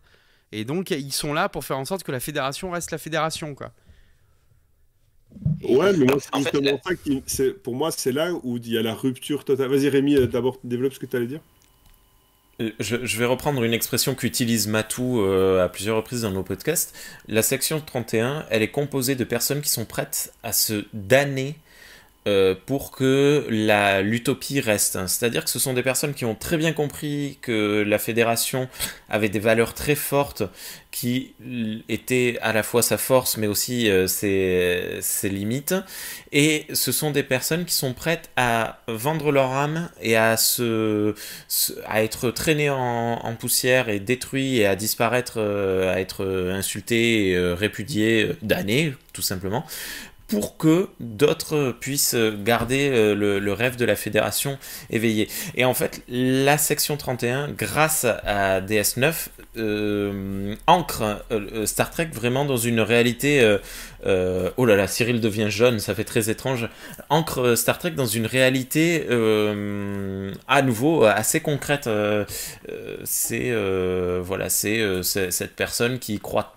Enfin, c'est cette personne. Ce sont ces personnes qui croient tellement aux idéaux de Star Trek qu'ils vont les aider en faisant ce qu'elle ne peut pas réaliser. Justement, moi, c'est ça qui me dérange, c'est que quand on m'a vendu le monde de Star Trek, et c'est ce qui m'avait plu, c'était que c'était une utopie, justement. c'est des mecs Mais qui oui, mais- disent... Attends, c'est des mecs qui disent, en fait, on va essayer de régler les choses avec notre intellect, avec notre diplomatie, on va essayer de régler les choses pour essayer de tous s'entendre, de travailler à travers la science, avec notre réflexion. Et la section 31, de par son existence, te dit, tout ça, c'est de la merde, en fait. C'est pas vrai, parce qu'il faut des mecs pour se salir les mains, pour que tu puisses dormir le soir tranquillement dans ton drapé de vertu. Et en fait, pour moi, c'est de la... Je le vois un peu comme de la fainéantise narrative. C'est plus facile de dire si ça existe, c'est parce qu'il y a des mecs qui se salissent les mains, que de réfléchir à des scénarios où des mecs arrivent à vraiment trouver le système, le moyen de préserver l'âme de... Alors, Roddenberry n'en voulait pas de la section 31, et les 80% des épisodes de la série, de toutes les séries, elle n'apparaît pas, la section 31. Justement, la fédération arrive à ses fins sans avoir besoin d'elle. Et oui, voilà, chaque épisode, c'est ça. C'est un des personnages de Starfleet qui est contacté pour intégrer la section 31. Et la plupart du temps, ils sont contre la section 31. C'est un antagoniste, la section 31. C'est-à-dire qu'à chaque fois, c'est un ennemi, finalement, pour les autres membres de la fédération. Donc dans DS9, c'est Bashir qui a affaire à la section 31 et qui essaye de les doubler. Dans Enterprise, c'est Reed qui doit faire face entre sa loyauté pour son capitaine et sa loyauté pour l'armée, plus ou moins, et donc la section 31. Donc il a un choix moral à faire. Et dans Discovery, on voit l'abus de laquelle la section 31 quand elle est livrée à elle-même et qui devient le problème à abattre, quoi. Ouais, mais donc du coup, ça veut dire que l'humanité... Enfin, je suis d'accord, effectivement, c'est intéressant de voir ça comme ça, mais pour moi, ça reste son existence. C'est un peu comme Lower Deck, c'est-à-dire, c'est intéressant même si tu le mets comme méchant, mais le fait que l'humanité soit... En fait, que l'humanité ait créé la section 31... Ça peut poser problème. Ça invalide l'utopie de Star Trek, puisque le principe, c'est que l'humanité n'a plus besoin... L'humanité, ce sont certaines personnes. Ouais, c'est comme Jellicoe. Ça n'existe pas, la section 31. Ça n'est pas... je suis d'accord, mais pour moi, ça reste... je suis entièrement d'accord. Enfin, je vois ce que tu veux dire, mais pour moi, ça ne devrait pas exister, tout simplement. Et même parce que ça... Ouais, c'est... justement, j'ai rematé... allez, merde. Ouais, en fait, non, j'allais dire une connerie. Enfin, j'allais apporter... Tu sais quoi, on va en faire un épisode spécial, la section 31. Allez, parce que là, on va arriver sur 1h30. Après, au montage, c'est compliqué. Mais on va arriver... Ouais, et je suis d'accord avec toi et je pense qu'il y a pas mal de choses à dire sur la section 31. Donc, le prochain épisode, c'est quand vous voulez, même dès la semaine prochaine. Est-ce que la section 31 devrait exister dans Star Trek ? Et est-ce que vous pensez que je dois être là ? Parce oui. que moi, non, mais ça m'intéresse cet avis parce que j'avais jamais vu ça, la section 31 comme ça. Et en prélude à ce que pourrait être l'émission, moi je pense que par rapport à des capitaines comme Jellicoe, qu'on voit par exemple péter des boulons, ou dans Voyager, il y a un autre capitaine aussi qui est l'antithèse de Janeway. Je pense qu'il faut ces personnages pour mettre sur un piédestal ces capitaines qu'on a l'habitude de voir toujours prendre des décisions, et on peut comprendre pourquoi est-ce qu'ils sont si particuliers. Mais tu as raison sur un point donné, c'est est-ce que dans une utopie, finalement, on a besoin de perfidie ? Ça sur le chat. Peut exister à travers la galaxie. En fait, pour moi, la perfidie peut exister à travers la galaxie, mais pas la perfidie ne peut pas exister dans Starfleet, sinon Star Trek ne tient pas. Mais on a le thème de la prochaine émission. Voilà. Donc, on va reprendre les commentaires là que vous donnez. Ouais. Donc, n'hésitez pas sur Twitter à nous dire si oui, vous pensez que la section 31 doit exister et pourquoi. Et sinon, pourquoi elle ne doit pas exister. Et on fait une émission, encore une fois, avec toi, Arcadie, pour résoudre... On fait même un tribunal. Allez, on va faire ça. Pour regarder tout... voilà, je vais vous préparer ça. On fait un tribunal. On va faire un mois. Voilà. On va dire un mois. Allez, tu me donnes les épisodes, tu me donnes tous les épisodes, et moi entre-temps j'aurais regardé tous les épisodes de la section 31. Et on fait un tribunal et on laissera les gens voter. Qu'est-ce que t'en dis ? Un peu d'interactivité, merde, on est sur Internet. Voilà. Bon, et bah écoutez, cette émission à tiroir était très bonne. On a le thème de la prochaine. Merci à tous de nous avoir suivis. Merci. Et très sympa le dessin, tu l'auras fini quand? Bah, je sais pas, peut-être pas. Peut-être que je vais arrêter et me dire bon, voilà. Non mais en Mais fait ouais. moi je suis le plus beau et je suis vachement caché là par la montagne quoi. C'est pas une montagne, c'est un monolithe géolithique de classe B23. Ah oui, c'est ça, exactement. Oui, oui, c'est vrai, on reconnaît bien. Exactement, voilà, j'ai fait des petits trous et tout. Non, je sais pas, franchement, il y a de la plupart des dessins, je les finis pas forcément. Euh, En plus, en ce moment, je suis parti dans un délire sur les transformations dans Dragon Ball et Oui leurs j'ai vu. impacts sur le physique. Et impressionnant Euh, là ton Sangoku là. les impacts sur l'anatomie, donc la prise de muscle, la perte de graisse et tout ça. Donc, Star Trek, je me suis mis vraiment pour le truc. Parce que j'ai fini The Orville, saison 2, et je pleure d'attendre la saison 3. Et je regrette. D'ailleurs, je voudrais, s'il y a moyen de savoir, parce que j'ai fait des recherches, j'ai pas réussi, de savoir pour la prochaine fois si Seth MacFarlane avait proposé d'abord le concept à Paramount. Est-ce que The Orville aurait dû de base être Star Trek et comme on lui a dit non, il a fait The Orville? Ou est-ce qu'il a directement fait The Orville? Je me pose la question. Alors ouais on va. Et la priorité lui a été grillée, c'est-à-dire qu'il l'avait pensé évidemment, mais ce connard de Berman est passé d'abord. Pas Berman, mince, le pote à Gigi Abrams. Kurtzman. Kurtzman est passé d'abord, du coup il a même pas présenté en fait son projet, mais c'était oui, à la base il aurait dû. Oui, voilà. Non, mais après, enfin, quelque part, peut-être que c'est pas plus mal parce que s'il avait été chez Paramount, il aurait été bridé, il n'aurait pas pu faire ce qu'il en a fait, quoi. Ce qu'il y a de bien avec The Orville. The Orville, c'est ce que Star Trek aurait dû être maintenant. C'est-à-dire à notre époque. C'est-à-dire, tu n'as pas le droit de faire les Klingons, t'as pas le droit de mettre des Vulcains, tu es obligé de tout réinventer. Et ça s'intègre dans la fédération, et dans la saison 2, tu peux commencer à remettre des Vulcains, des Klingons, mais tu recrées des nouveaux conflits, tu recrées des... Parce que maintenant, c'est bon, hein, le quadrant, il est complètement... il est balisé, hein. On te dit oui, à la troisième à droite, tu tombes chez les Cardassiens, Et tu vas un peu à non gauche. justement il est très peu exploré même au temps de Picard hein. Oui, mais d'un point de vue narratif, dans chaque vaisseau, t'as un Vulcain, à un moment donné, tu vas croiser des Klingons, tu sais, Oui. ça reste quand même très... Alors que là, si on te dit, là, t'as la guerre avec les Krill, t'as pas le droit de mettre de Vulcain, c'est pas grave, on te met le robot, on te met Isaac, et on te met Bortum, Bortus, Oui. qui sont les deux Portus, ouais. Spock Data-like. Et du coup, t'as pas le droit de faire un Vulcain, c'est trop facile narrativement. Tu vois, il aurait démarré à 9, t'aurais admis plein de gens, et après tu fais, vous savez qu'en fait il y a des Vulcains, en fait il y a des Klingons, et tu reconnectes les... Enfin, ça aurait été trop bien. Et non. Non. Putain, j'ai la haine. Tu nous avais envoyé une idée par rapport à l'Australie, je me souviens plus exactement ce que tu disais. C'est une super théorie que j'ai, mais qui ne tient pas, parce que Cyril me l'a invalidée. Voilà, Ouais. je Juste avant, bonsoir The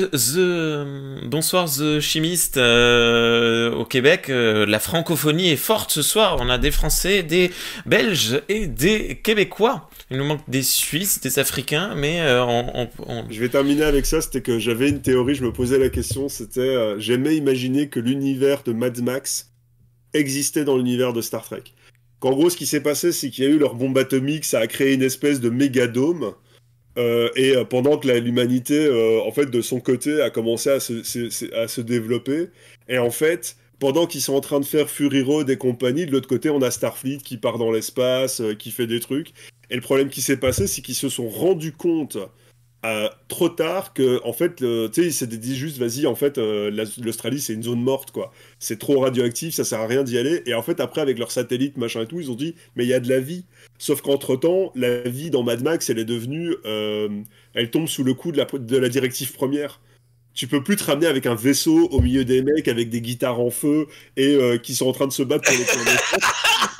Du coup, ils sont juste coincés. Et donc, dans l'univers de Star Trek, il y a Starfleet, il y a les vaisseaux, et t'as l'Australie. C'est un monde, mais complètement pété, avec Mad Max qui fait des courses de bagnole et tout, parce qu'ils peuvent plus y accéder, parce qu'ils ont attendu trop longtemps pour aller les sauver.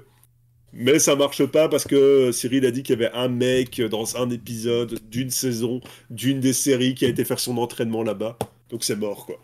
Et tu nous Mais ça aurait as, été comment beau, ça aurait été Arcadie beau. nous a réinventé Onodata. Odonata. Ah, mais j'ai oublié le nom de ce film. Voilà, mais ça aurait été cool, franchement, ça aurait été cool. T'imagines que c'est ça, quoi. C'est Ken le survivant, Tucker qui rencontre Ken le survivant, quoi. Mais Voilà, Trek Media demande ce que tu fumes. Je fume rien du tout, je prends pas de drogue, je ne fume rien et je ne bois aucun alcool. ah Tout là ça, là. c'est dans ma tête. T'imagines si en plus je fumais, je deviendrais over 9000. Et ben merci tout le monde pour nous avoir suivis. Vous nous retrouvez tous les 3 prochainement pour un épisode. Est-ce que la section 31 devrait exister? Ça va envoyer du lourd. À bientôt Rémi. À bientôt tout le monde. À C'était bientôt super. Bonne Arcadie. soirée. Très bonne soirée à vous et n'oubliez pas, il y a plein d'étoiles, il y en a une pour chacun. Bisous. Bisous. Oh, ce final, il était beau.